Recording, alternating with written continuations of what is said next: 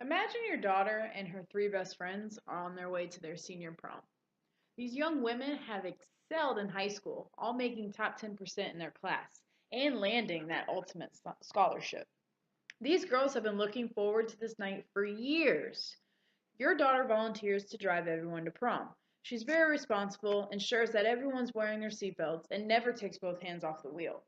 As they're about 5 minutes from their prom, a driver coming from the opposite side swerves into their lane, going approximately 60 miles per hour.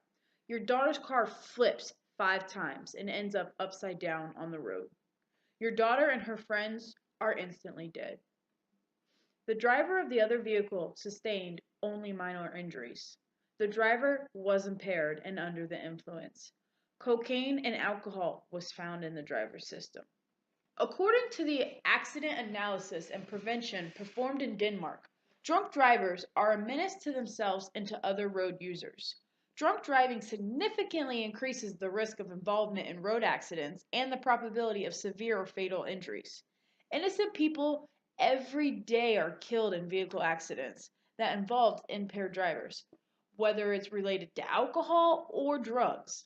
The legal blood alcohol limit in most states is only 0.08. For most people, that's only 2 drinks. Prescription drug abuse and illegal drug uses had also contributed to these fatal vehicle crashes. According to a study done in Malaysia in relation to drug usage and car accidents, the most common found drugs were cannabis, benzodiazepines, and opiates. These drugs affect people by causing sleepiness, drowsiness, disorientation, and sedation. This makes for very unsafe driving conditions. We have a problem with impaired drivers in America. Research from the National Highway Traffic Safety Administration states that 10,874 people were killed in drunken driving crashes in 2017. These numbers are rising every day. According to an American Journal of Public Health, the number of motor vehicle deaths involving alcohol in the United States over the past decade totals 250,000, over 4 times the number of U.S. deaths during the Vietnam War. Drugs are also a main contributor to this problem of impaired drivers. According to a study done by the European Review for Medical and Pharmaceutical Sciences, 107 drivers involved in motor vehicle accidents were tested for drugs in their system. 37 presented positive. Of those 37, a few of the drivers presented positive for a few drugs in their system. Whether accidental or intentional, impaired drivers are taking the lives of innocent people. People are getting into vehicle accidents and are left being permanently injured. This problem needs to stop. Now, what if I told you there was a simple solution to decreasing this problem and saving lives? All it would take from you was a simple participation. Most of the time, only less than 2 minutes gets added to your drive time with this participation. This solution is to just allow law enforcement officers to set up roadblocks to isolate and arrest impaired drivers. Most cities in the United States are already doing these roadblocks, so why isn't your city? Now, when we hear the term roadblock, a lot of negativity gets thrown around with some people.